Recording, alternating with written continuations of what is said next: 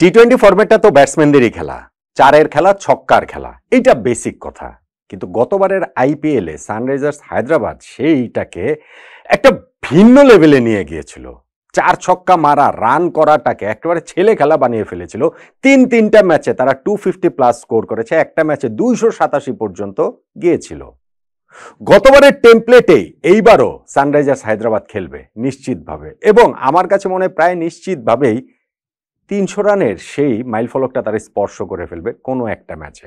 প্রশ্ন হচ্ছে কতটা কনসিস্টেন্টলি তারা এটা করতে পারবে। গতবার যে তারা ফাইনালে গিয়ে হেরে গিয়েছিল, এইবার কি এক স্টেপ এগিয়ে শিরোপাটা জিততে পারবে সানরাইজার্স হায়দ্রাবাদ?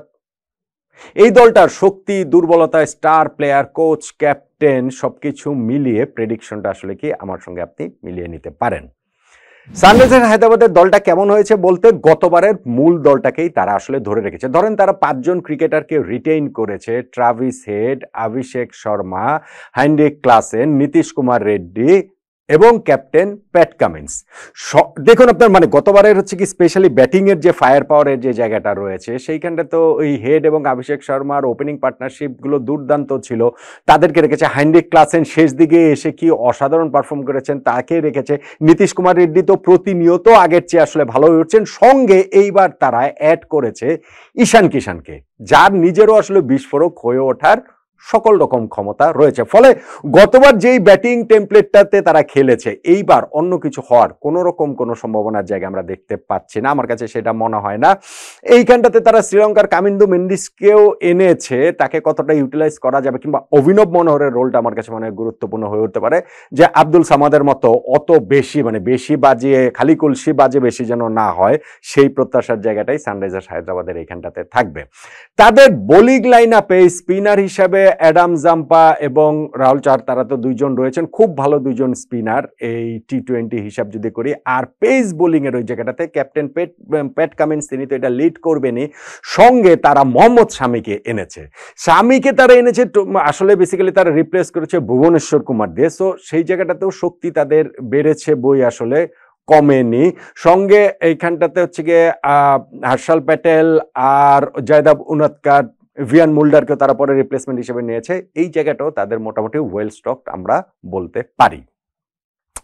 সানরাইজার্স হায়দ্রাবাদের ক্যাপ্টেন প্যাট কামিন্স, গতবারও তিনি ছিলেন, এবং সেই জায়গাটাতে হচ্ছে গিয়ে মূলত তো বোলার প্রয়োজন খুব একটা গতবার প্রয়োজন পড়েনি, কিন্তু সে প্রয়োজন পড়লে ব্যাটাতেও দায়িত্বটা পালন করতে পারেন। কিন্তু মূলত হচ্ছে গিয়ে অস্ট্রেলিয়ার ভাই, এত এত এত শিরোপা জয়ী ক্যাপ্টেন, ওয়ার্ল্ড কাপ উইনিং টিমের ক্যাপ্টেন, এই প্যাট কামিন্সের ক্যাপ্টেন্সি নিয়ে আলাদা করে আর খুব একটা কিছু বলার নেই।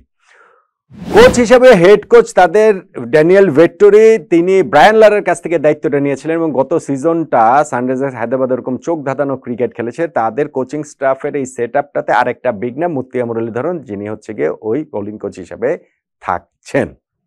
এই দলটার সবচেয়ে দামি ক্রিকেটার হেনরিক ক্লাসেন 23 কোটি রুপি দিয়ে তাকে ইনফ্যাক্ট হচ্ছে গিয়ে রিটেইন করেছে এই সানরাইজার্স হায়দ্রাবাদ। তারা তো যেমন বললাম যে 5 জন ক্রিকেটারকে রিটেইন করেছে, ওইখানেই তারা তাদের মূল টাকাটা ওই যে 120 কোটি রুপির মধ্যে বেশিটা ভাগটাই খরচ করে ফেলেছিল। তো তাদের মধ্যে সবচেয়ে বেশি দাম দিয়ে তারা রেখেছে হেনরিক ক্লাসেনকে 23 কোটি রুপি। সানরাইজার্স হায়দ্রাবাদের শক্তির জায়গা কি, এইটা আসলে যে কাউকে জিজ্ঞাসা করলেই বলবে ব্যাটিং, পাওয়ারফুল ব্যাটিং, বিস্ফোরক ব্যাটিং। গতবারের ওই যে হেড, ক্লাসেন, অভিষেক শর্মা, রেড্ডি, তাদের সঙ্গে এইবার ঈশান কিষান যোগ হয়েছেন, ফলে এই জায়গাটাই তাদের সবচেয়ে বড় শক্তির জায়গা, এটা নিঃসন্দেহে বলতেই হবে।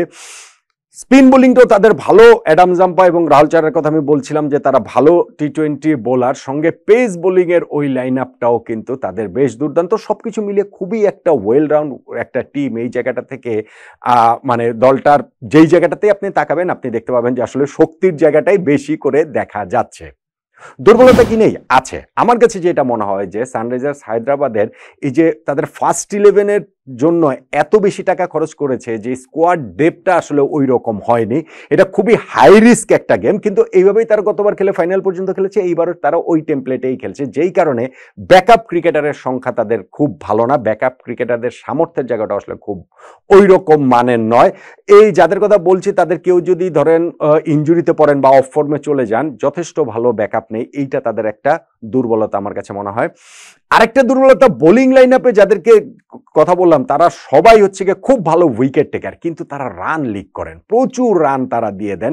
এইটাও সানরাইজার্স হায়দ্রাবাদের একটা দুর্বলতা বলে আমার কাছে মনে হয়। দলের 3 জন তারকার কথা বলতে গেলে প্রথমেই 2 জনের কথা একসাথে বলবো, ট্রাভিস হেড এবং অভিষেক শর্মা। ট্রাভিশেক নামটা আসলে হয়ে গেছে, ট্রাভিস এবং অভিষেক মিলে ট্রাভিশেক হয়ে গিয়েছে। গতবারের আইপিএল এই 2 জন যেই ব্যাটিংটা করেছেন, যে বিস্ফোরক ব্যাটিংটা করেছেন, এই 2 জনের ওপেনিং জুটিই কিন্তু মূলত সানরাইজার্স হায়দ্রাবাদের এই গতবারের সাকসেসের ওই টেমপ্লেটের একটা বড় অংশ জুড়ে ছিল। ভাই একটা ম্যাচে তো পাওয়ার প্লেতে এই 2 জন 6 ওভারের মধ্যে 125 রান পর্যন্ত তুলে ফেলেছেন, অবিশ্বাস্য সব ব্যাপার স্যাপার ঘটেছেন। আবার টুর্নামেন্টের শেষ দিকে গিয়ে যে 4টা ম্যাচ হয়েছে, শেষ 4টা ম্যাচে তারা কিন্তু ওইখানটাতে এই ওপেনিং পার্টনারশিপ থেকে টোটাল মাত্র 15 রান এসেছিল, 0 রান 0 রান 13 রান এবং 2 রান। ফলে এই 2 জনের রান করাটা গুরুত্বপূর্ণ। ডেফিনেটলি ট্রাভিস এবং অভিষেক শর্মাকে আমি আলাদা করতে পারছি না।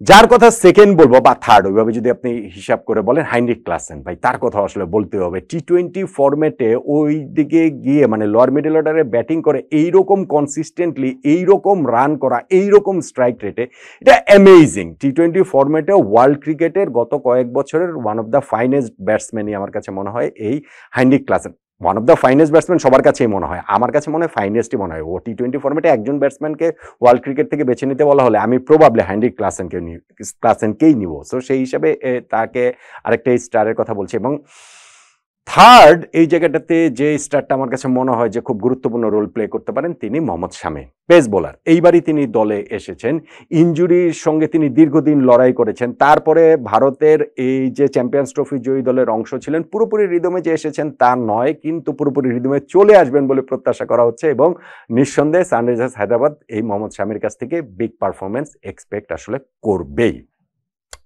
তাহলে সবকিছু মিলে এই যে দলটা সানরাইজার্স হায়দ্রাবাদ, তারা কি গতবারের চেয়ে এক ধাপ এগিয়ে শিরোপাটা জিততে পারবে? গতবার ফাইনালে তারা কলকাতা নাইট রাইডার্সের কাছে হেরে গিয়েছিল। দেখুন, সানরাইজার্স হায়দ্রাবাদের যে খেলাটা সেইটা আসলে খুবই হাই রিস্ক গেম। আমি বলছিলাম সেই জায়গাটাতে সাকসেস কন্টিনিউয়াসলি পাওয়াটা ডিফিকাল্ট, আইপিএল এর মঞ্চেও ডিফিকাল্ট। দেন এগেন সেইভাবে খেলেই তো গতবার তারা ফাইনাল পর্যন্ত চলে গিয়েছিল, জাস্ট একটা ম্যাচ জেতা থেকে তারা দূরে ছিল শিরোপা জয়ের।